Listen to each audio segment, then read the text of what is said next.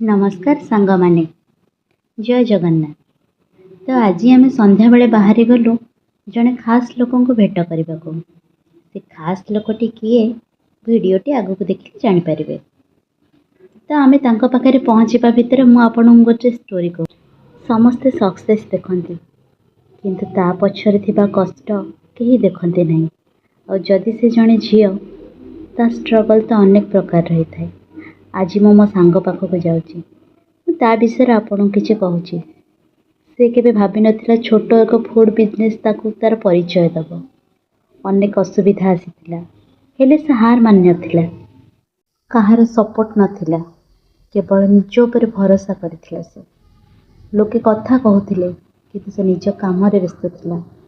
छोट आरंभ थिला किंतु स्वप्न बहुत बड़ थिला। सेथिपई आज सफलता ता पाखरे। गोटे छोट बिजनेस रे गोटे दुकान रो आउ गोटे दुकान करबा बहुत ही कष्ट थिला किंतु से आज करि परिछि। केबे से हार मानिनी, केबे पछकु फेरी देखिनी।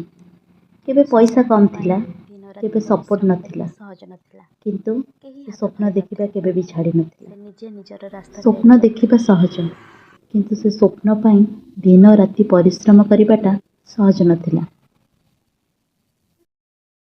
एमिति चाहूँ आमे जाई दुकान पाखरे पहुँची जाइथिलु।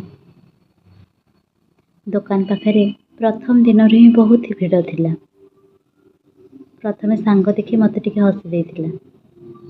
तापरे आमे सेटे ऑर्डर करथिलु किसी डम्पलिंग जोटा कि चिकन डम्पलिंग, पनीर डम्पलिंग आ ड्रैगन चिकन। सतरे टेस्ट बहुत ही भल थिला।